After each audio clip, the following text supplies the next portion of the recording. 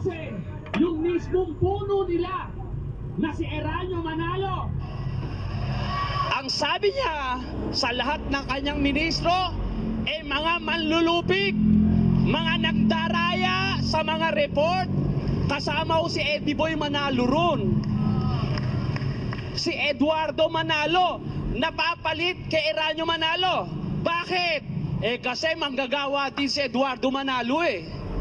Kaya nang sabihin ng tatay niya, lahat ay manlulupig, kasama si Eduardo Manalo na manlulupig. Tama mga kapatid?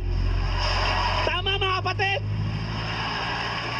Dahil kung hindi pala manggagawa si Eduardo Manalo at siya ang papalit kay Eranio Manalo, papaanong mangyayari ang papalit hindi manggagawa? Pero granting na manggagawa. Anong klaseng mga manggagawa yan mga kapatid?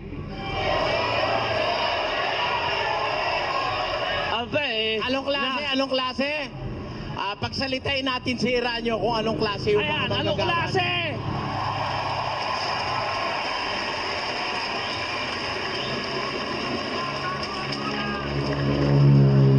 Tanungin natin si Eranio Manalo kung anong klase mga manggagawa meron siya.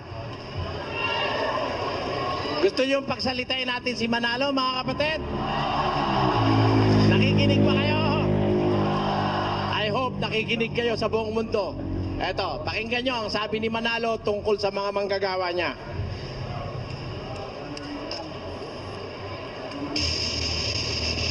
Ano ang sulat sa akin ng isang kapatid? Baka gusto niyo ipabasa ko sa inyo.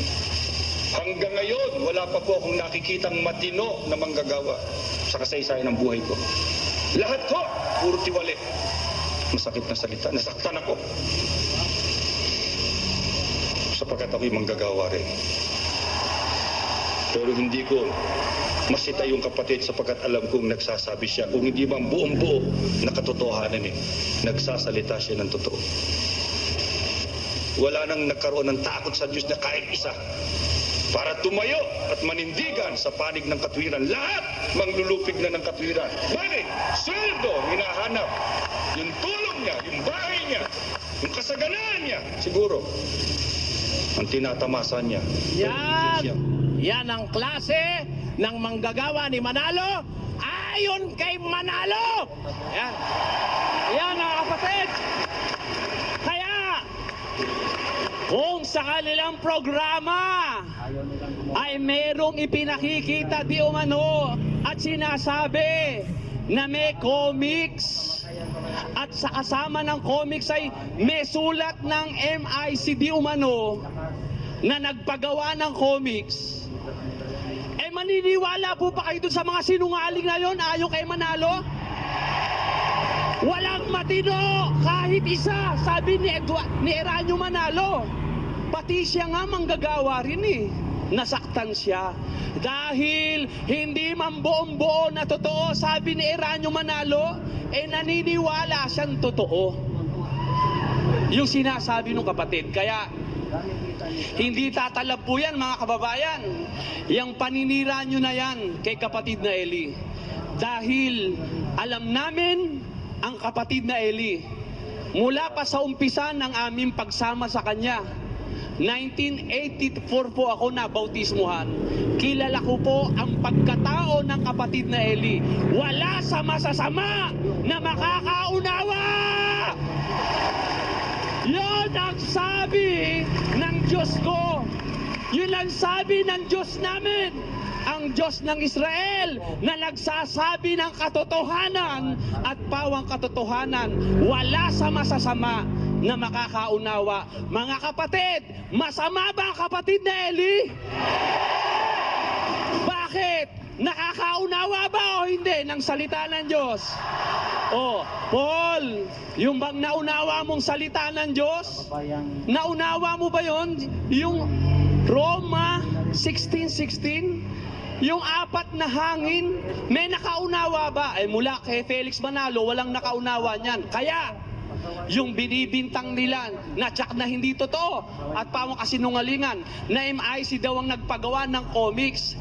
Ito po wag mo na lang ikaw close up. Ito po yung comics sa harap nyo mga kababayan, ito po, pupunitin ko.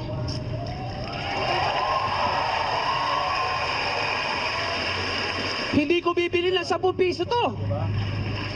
Napakasama sa paningin ng Diyos na ang konting sentimo na manggagaling sa karangalan at pagpapagal nyo ay gastusin nyo sa buong kasinungalingan nito na COMEX.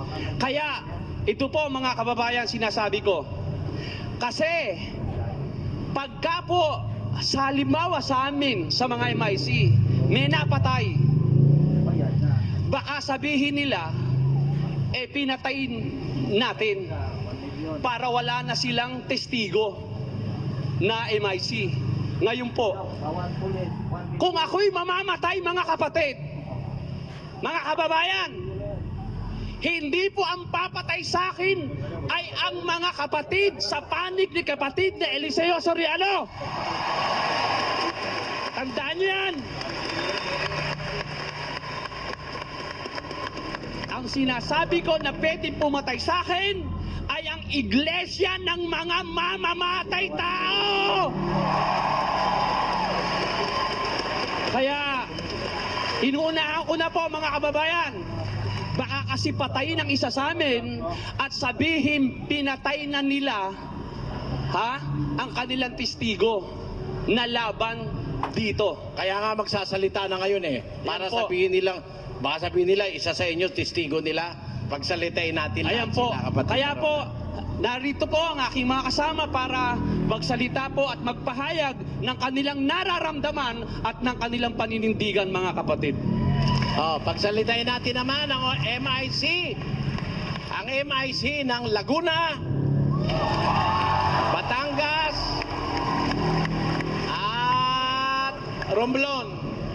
At siya ring nangangasiwa sa ilang chapters natin sa abroad. Sa particular sa Singapore, sa Hong Kong, at sa iba't ibang panig ng Asia. Si kapatid na Resty Reyes. Magandang gabi po sa ating mga kababayan at sa ating mga kapatid. Magandang gabi sa inyo lahat. Sumayin niyo po ang kapayapaan ng Panginoon nating Diyos. Iyong bintang po sa atin, ng ating mga kaaway na di umano, ay isa sa mga MIC ang nagbibigay ng impormasyon at nagsisilbing tiktik sa loob ng samahan. Masasabi kong yun ay isang napakalaking kasinungalingan. Wala sa hanay ng mga MIC, wala sa hanay ng mga kasama nagagawa ng isang napakagagong hakbang, napakasamang hakbang. Magtaksil ka sa samahan, magtraitor ka sa tagapagturo mo, maghudas ka sa tagapangasyong pangkalahatan. Napakabigat na kasalanan. Tama na ang mga nakarang hudas.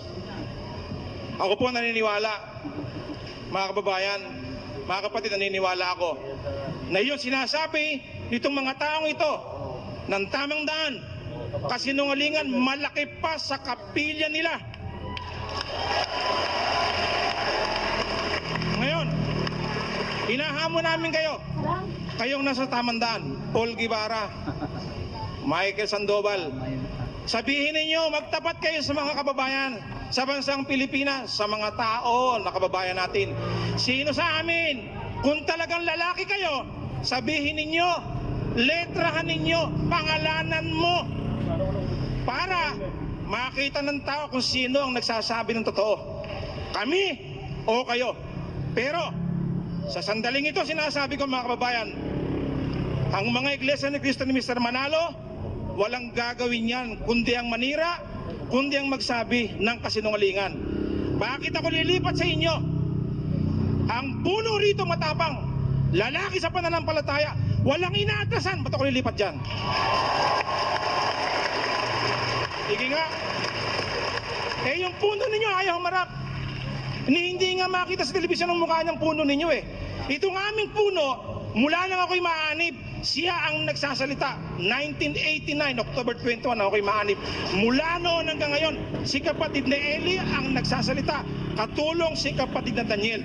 Naniniwala ako, kung ako yung mamatay, dito na ako mamamatay.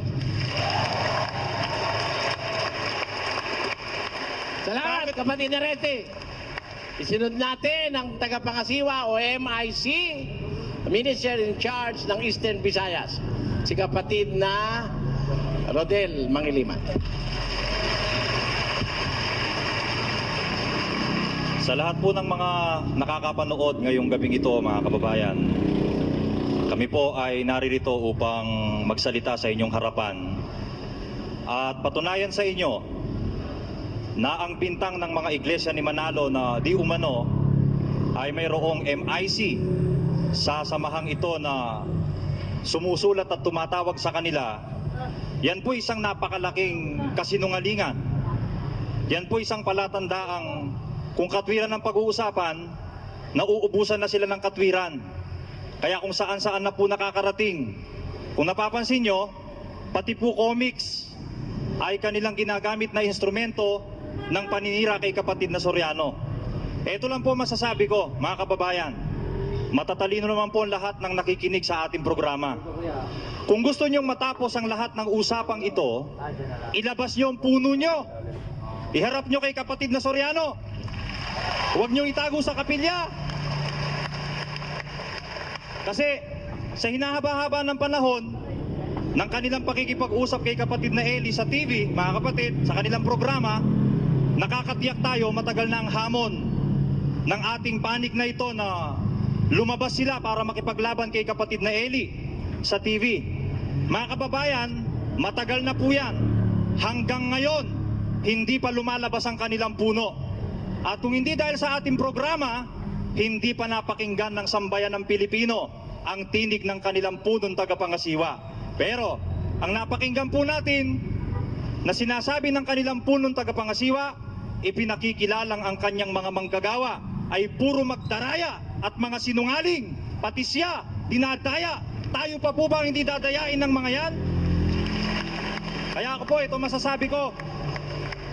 Sa nakikita kong katapatan ng kapatid na Soriano at ng kapatid na Daniel sa pag-akay sa ating pagsasama-sama, sa nakikita kong paninindigan nila sa katotohanan ng kanilang sinasabi, kung sakasakaling mamamatay man ako bago dumating ang ating Panginoong Jesucristo, dito na ako sa samahang ito mamamatay, mga kapatid. Bakit ka pupunta? Kung matino isip mo, bakit ka pupunta sa isang iglesyang hindi kayang ipagtanggol ng kanilang puno? Bakit ka pupunta doon? Dito na tayo, mga kapatid. Kaya lahat ng kababayang iglesia ni Kristong nanonood sa gabing ito, dahil ayon po kay Michael, nung ipalabas natin yung tinig ng kanilang punong tagapangasiwa, umusok daw yung kanyang telepono. Marami raw kapatid nila ang tumawag at natutuwa. Napakinggan nila ang tinig ng kanilang punong tagapangasiwa. Kung totoong nakapakinig po kayo, sana naintindihan nyo, napakinggan nyo na ang manggagawa sa inyong samahan, walang may takot sa Diyos kahit isa, mga kababayan. Yan po ang aking masasabi. Magandang gabi po sa inyo lahat. Puntahan naman natin ang isa pang destino sa Bisaya, si kapatid na Noli Mulero.